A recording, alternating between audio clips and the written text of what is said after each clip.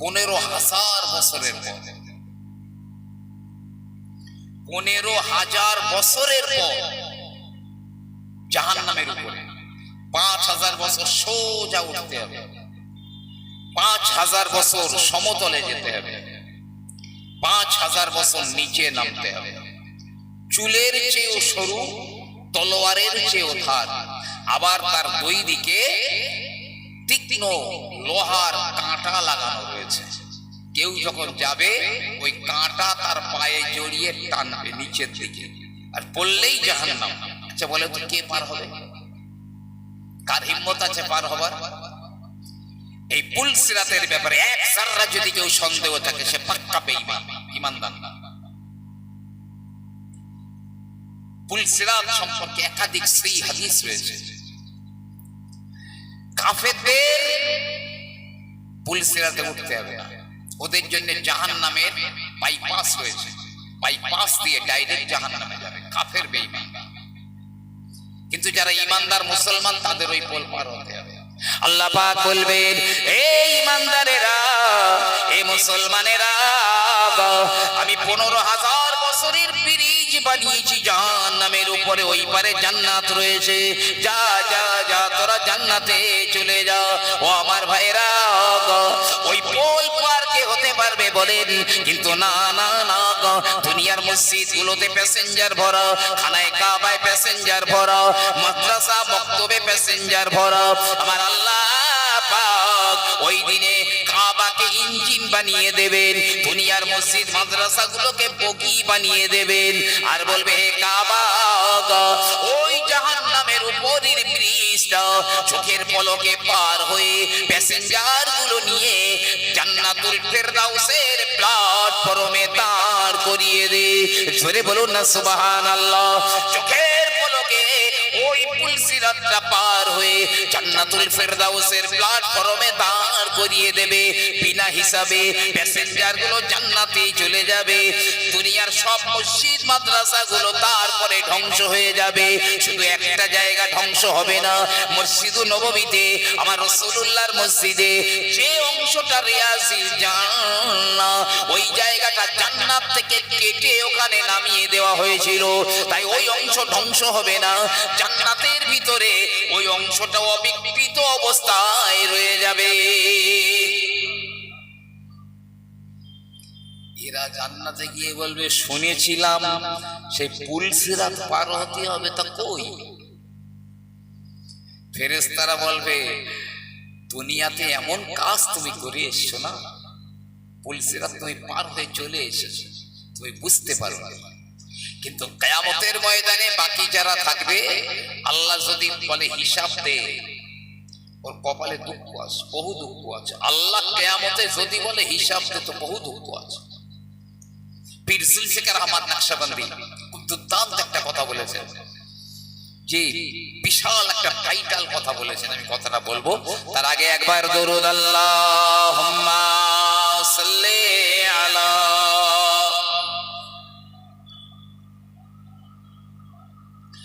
ওয়া আলা আলি সাইয়্যিদিনা। झुमकर नाते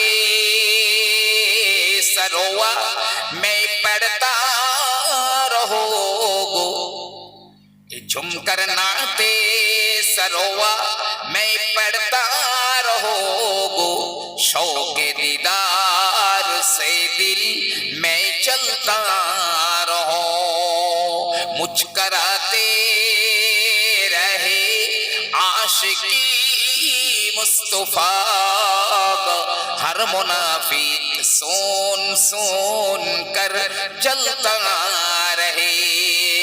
अल्लाहुम्मा सल्ले अला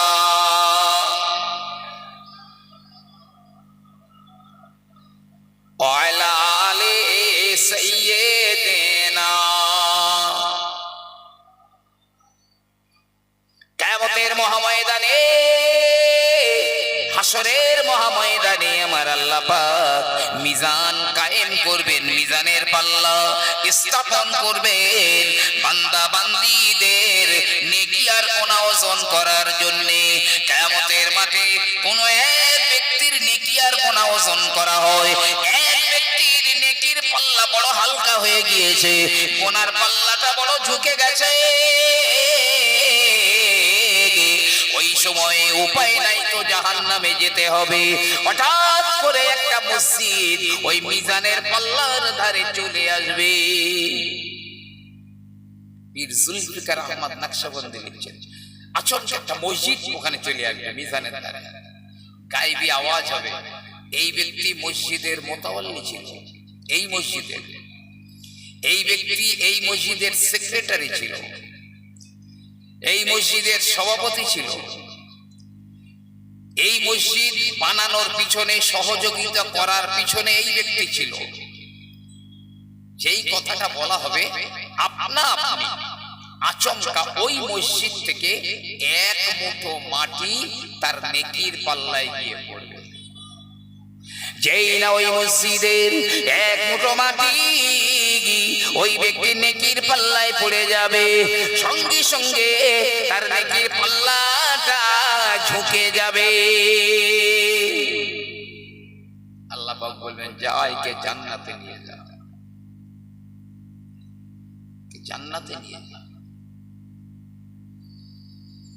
মসজিদের সঙ্গে যদি সম্পর্ক রাখতে পারেন সার্বিকভাবে,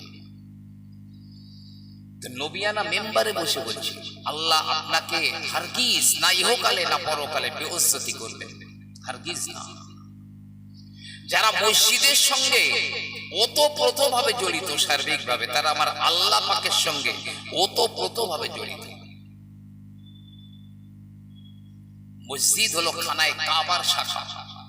নবী পাক বলেছেন, আল মসজিদু জুজউম মিনাল কাবা, মসজিদ খানায়ে কাবার শাখা। এই আলোচনা করতে গেলে ইতি আমার 1 ঘন্টা চলে যাবে। শুধু এতটুকু জানেন, আল্লাহ যখন পৃথিবীতে মাটি তৈরি হয়নি, পানি তৈরি হয়নি, ফেরেশতাদের দিয়ে শূন্যে জান্নাতি পাথর দিয়ে খানায়ে কাবা বানিয়েছিলেন। একটা পাথর কাবায় লাগে, এক্সট্রা ছিল। ওই পাথরটা খুব কাঁদছে। আল্লাহ পাক বলছে, জিবরাইল ওই পাথরটা কাঁদছে কেন গো?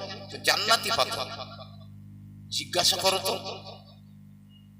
জিবরিল আমিন আলাইহিস সালাম গিয়ে বলেন, হে জান্নাতের পাথর, তোর কান্নার কারণটা বল, তুই কেন কাঁদিস রে? পাথর জবাব দেয়, ও জিবরাইল, আমি আল্লাহর ঘরে লাগতে পারি না, এটাই হলো আমার কান্নার কারণ। যদিও আমি জান্নাতি পাথর, আমার নসিব এত বরবাদ, আমার নসিব এত খারাপ, আমি আল্লাহর ঘরে লাগতে পারলাম না। পাথর কাঁদছে। মসজিদুল হারাম খানায়ে কাবায় লাগতে পারেনি বলে, তো আল্লাহ বলেন, জিবরাইল এই পাথরটাকে গুঁড়ো করে দাও, একদম চূর্ণ বিচূর্ণ করে দাও। জিবরিল আমিন টানার একটা ঝাপটা মেরেছে, পাথরটা চূর্ণ বিচূর্ণ হয়ে গেছে। আমার আল্লাহ রাব্বুল আলামিন বলেন, হে জিবরাইল, এই পাথর কুচিগুলো দুনিয়ার জমিনে ছড়িয়ে দাও। আমার হযরতে জিবরিল আমিন আলাইহিস সালাম ওই পাথর কুচিগুলো নিয়ে দুনিয়ার জমিনে ছড়িয়ে দিয়েছেন। আমার রাসূলুল্লাহ বলেন, ওই পাথরের কুচি একটা যেখানে পড়েছে, কালে কালে ওখানে একটা মসজিদ তৈরি হয়েছে। এক কাবায় লাগতে পারেনি, কান কেঁদেছিল, তাম পৃথিবীর মসজিদে লাগিয়ে দিয়েছেন আল্লাহ। যদি আটলান্টিক মহাসাগরের মাঝখানে কোন পাথর কুচি পড়ে থাকে, কালে কালে চর জমে গিয়ে জনবসতি গড়ে ওঠে, ঠিক সেই জায়গায় একটা মসজিদ তৈরি হবে। মসজিদের সঙ্গে ওতপ্রোত সম্পর্ক রাখে। মৃত্যুর কষ্টটা জানেন? আরে মা মরে গেছে, বাপ মরে গেছে, বড় আদরের দাদা দাদি মারা গেছে, মৃত্যুর এক কষ্ট কত একবার তাদের জিজ্ঞাসা করেছেন কি হালতে তারা রয়েছে? নবী পাকের জালিলুল কদর সাহাবা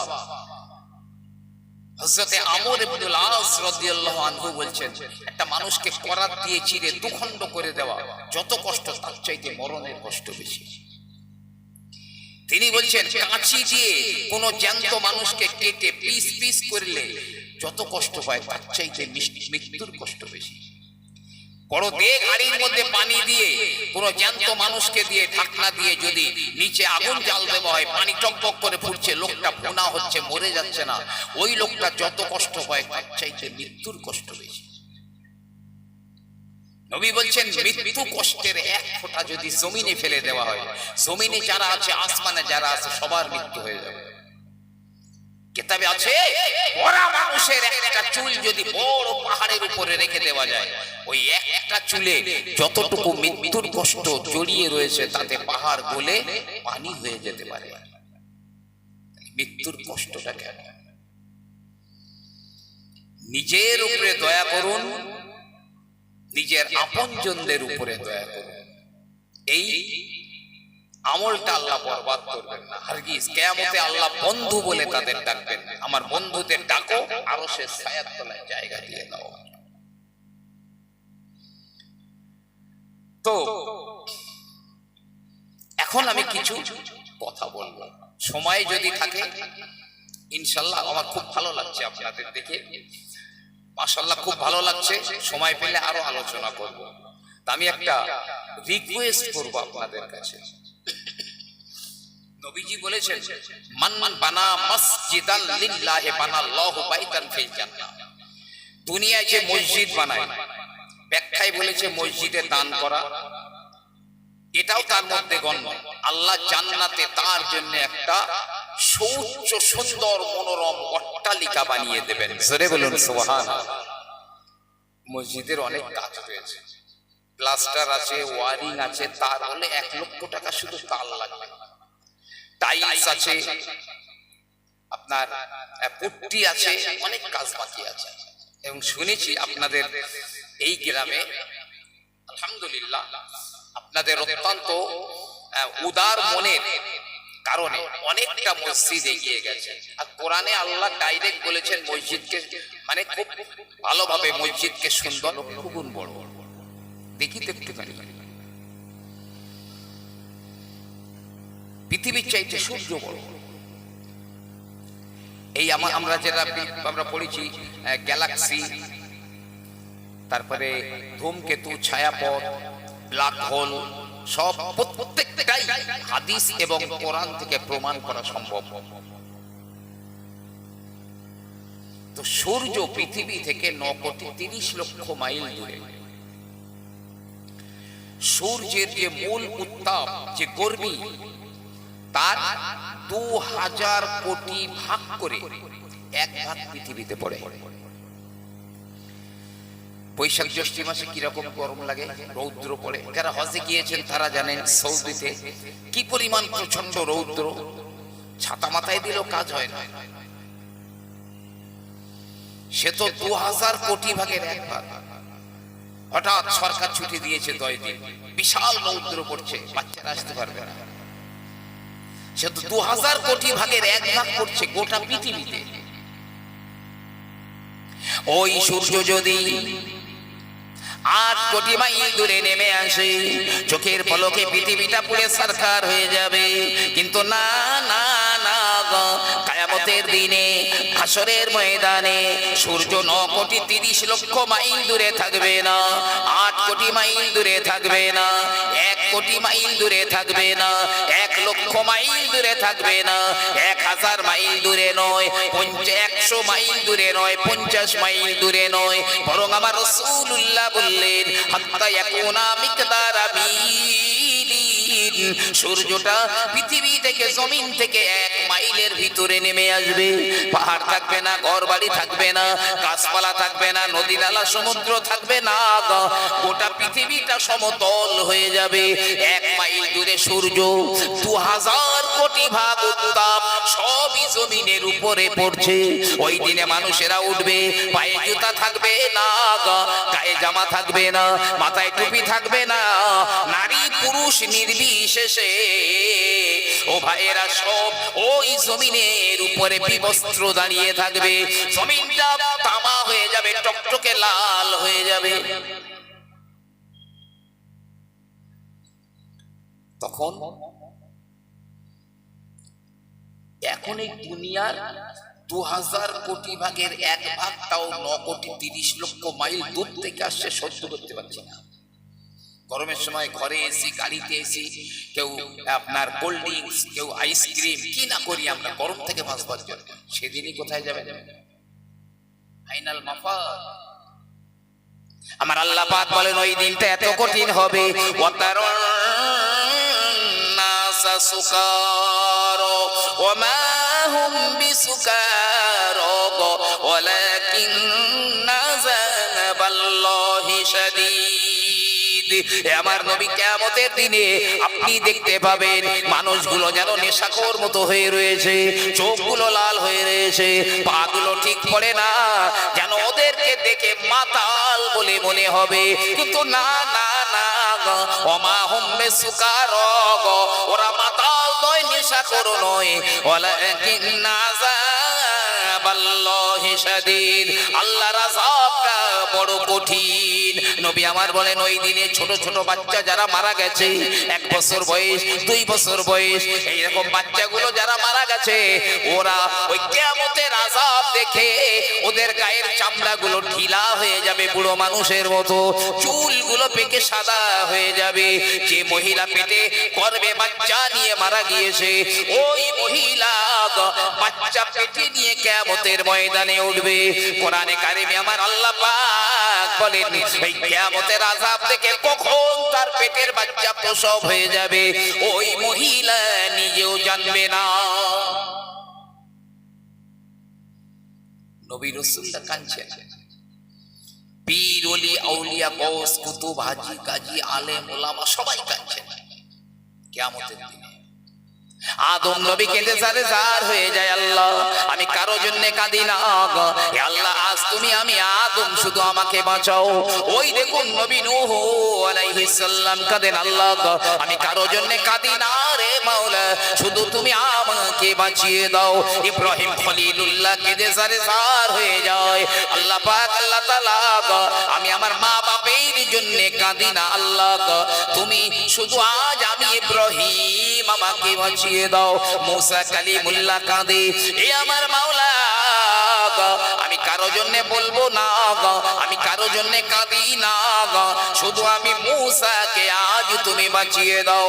ঈসা রুহুল্লাহ কেঁদে জারেদার হয়ে যায়, আল্লাহ পাক আমি আমার মা মরিয়মের জন্য কাঁদি না, আল্লাহ তুমি শুধু আজ আমাকে বাঁচিয়ে দাও। উম্মতের উপর উম্মতের খবর কি হবে? গাররা গাররা রাসূল, ইব্রাহিম খলিলুল্লাহ, মুসা কালিমুল্লাহ, ঈসা রূহুল্লাহ, উম্মতের উপর উম্মতের খবর কি সেদিন? আমার আপনার নবী কাঁদবেন, আমার রাসূলও কাঁদবেন, হাসর ময়দানে দৌড়দৌড়ি করবে। আল্লাহ পাক আল্লাহ তাআলা আমি আব্দুল্লাহর বেটা, আমি মুহাম্মদ রাসূল, আমি বাঁচতে চাই না, আমাকে বাঁচাতে হবে না, হবে না, হবে না, আল্লাহ আজ আমার গুনাহগার উম্মত গুলোকে বাঁচিয়ে দাও। কিন্তু এই উম্মত এত নিমক হারাম, এত বিশ্বাসঘাতক, কোন খেলার প্লেয়ারকে মডেল বানিয়েছে, নায়ক নায়িকাকে মডেল বানিয়েছে, সে তোমার বাড়ির দিকে ফিরে একবার প্রস্রাব করে না। আর তোমার বাম স্তনের 2 আঙ্গুল নিচের চোখটা যদি খোলা থাকে, মদিনার সবুজ গম্বুজের নিচে তাকিয়ে দেখো, ও নবী আজও এই উম্মতের জন্য কেঁদে জারে জার হয়ে যাচ্ছে। কবর থেকে যেদিন নবী প্রথম উঠবেন, উঠেই বলবেন, এই জিবরাইল আমার উম্মত গুলো দেখছি না কেন, ওরা কোথায় গেল, এই আমার উম্মতের খবর বলো, তবে আমি যাব। কবর থেকে উঠেই উম্মত নবীজি সাজদায় পড়ে যাবেন, কাঁদবেন, কেঁদে জার হয়ে যাচ্ছেন। আল্লাহ পাকের সামনে আমার নবী পাক সাজদায় পড়ে গিয়েছে। আল্লাহ পাক বলবেন, এ আমার প্যারা হাবিব, হে আপনি বলুন, মাথা ওঠান, চান চান, আমার কাছে কি চাইবেন বলুন।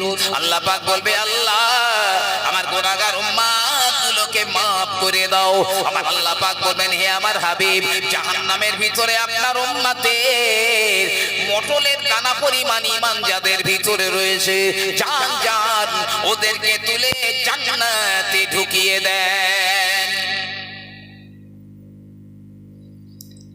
তাদেরকে ঢুকিয়ে দিয়েছেন জান্নাতে। আবার নবীজি সাজদায় পড়ে গেছেন। আল্লাহ পাক বলবেন, হে আমার হাবিব, আবার সাজদায় পড়ে কেন কাঁদেন? আপনি চান আমি আপনাকে দিয়ে দেব। আল্লাহ, আমার উম্মত গুলো বাঁচাও।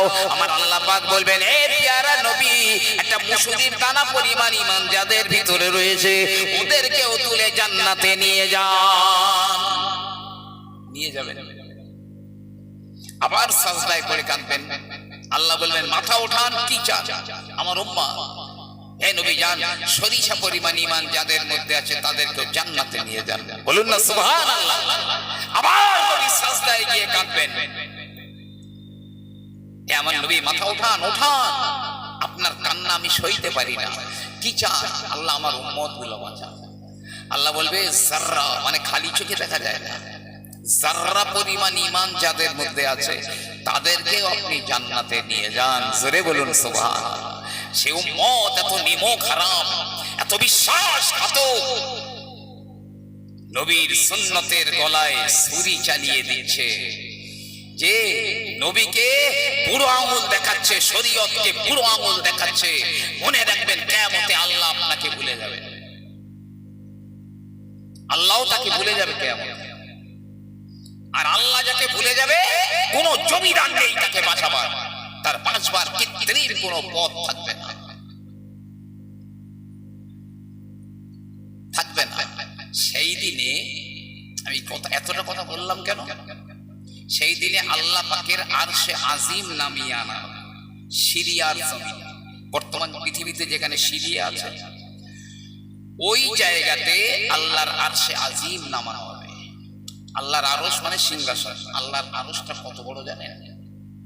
আল্লামা ইবনে কাসির রাহমাতুল্লাহ আলাইহি তার আল বিদায়া ওয়ান নিহায়া কিতাবে লিখছেন, আল্লাহর আরশে আজিমের মাঝখানে যদি 7 আসমান আর 7 জমিনটা রাখা হয়, তো মনে হবে যেন বিশাল ফাঁকা মাঠের মাঝখানে একটা মটরের দানা পড়ে রয়েছে। আল্লাহর আরশটা কত বড়! সেই আরশে আজিম নামিয়ে আনা হবে। সেই আরশে আজিমের লম্বা একটা ছায়া পড়বে, এয়ার কন্ডিশন। আর কোথাও পৃথিবীতে ছায়া নেই। যে ইচ্ছা সে ওই ছায়া গিয়ে যেতে পারবে না। 7 প্রকার মানুষ এই আরশের ছায়ার তলায় থাকবে, এয়ার কন্ডিশন ছায়া। কিয়ামতের এই এত কষ্ট, মানুষ এত কান্না কাঁদবে নিজের জন্য, চোখের পানি শেষ হয়ে চোখ দিয়ে রক্ত ঝরবে, রক্তের বন্যা বয়ে যাবে।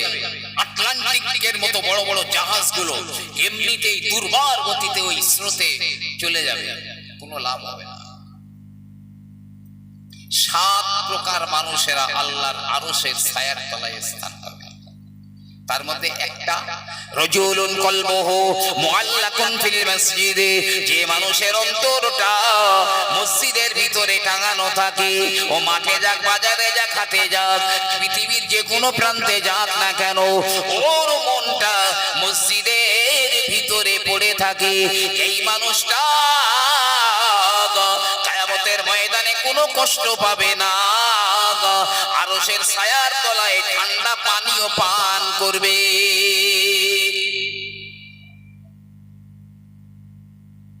আমার ভাইরা, বাবাজিরা, এই জওয়ানেরা, যুবকেরা, মনে রেখে দিন, কিয়ামতের দিনে হাসরের ময়দানে কিছুই থাকবে না, পৃথিবীটা ফানা হয়ে যাবে। ঘর বাড়ি, পাহাড় পর্বত, নদী নালা, খাল বিল কিছুই থাকবে না। তবে মসজিদ আর মাদ্রাসাগুলো ধ্বংস হয়ে যাবে না, তবে যেখানকার মসজিদ ওই জায়গায় থাকবে না। সব পৃথিবীর মসজিদগুলো পশ্চিম প্রান্তে গিয়ে টলমল টলমল করবে। মসজিদ আর মাদ্রাসা সব পশ্চিম প্রান্তে টলমল করবে। মসজিদে নববীটাও, মদিনার মসজিদে নববী, ওখানেও থাকবে না, পশ্চিম প্রান্তে গিয়ে টলমল টলমল করবে। আল্লাহ পাক বলবেন, এই জিবরাইল, সব ধ্বংস হয়ে গেছে, মসজিদ আর মাদ্রাসা ধ্বংস হয়নি কেন? যাও তো জিজ্ঞাসা করো। হযরতে জিবরিল আমিন আলাইহিস সালাম দৌড়ে চলে আসবেন, এই মসজিদেরা, এই মাদ্রাসা মক্তবেরা, তোরা কেন ধ্বংস হয়ে গেলি না রে? মসজিদের ইট, প্রতিটা ইটকে আমার আল্লাহ জবান দেবেন, প্রতিটা ইট কথা বলবে, প্রতিটা বালুকণা কথা বলবে, প্রতিটা রড কথা বলবে, প্রতিটা অংশের আমার আল্লাহ পাক জবান খুলে দেবেন।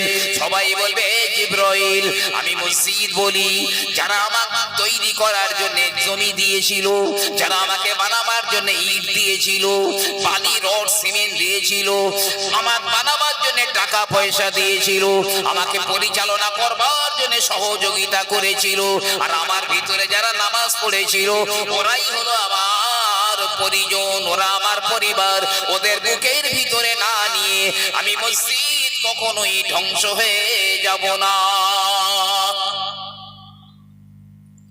মাদ্রাসা মক্তব একই কথা বলবে, যারা আমার ভিতরে পড়াশোনা করেছে, বানিয়েছে, আমাকে সহযোগিতা করেছে, ওদের না নিয়ে ধ্বংস হবে না, ওরা আমার পরিবার, পরিজন।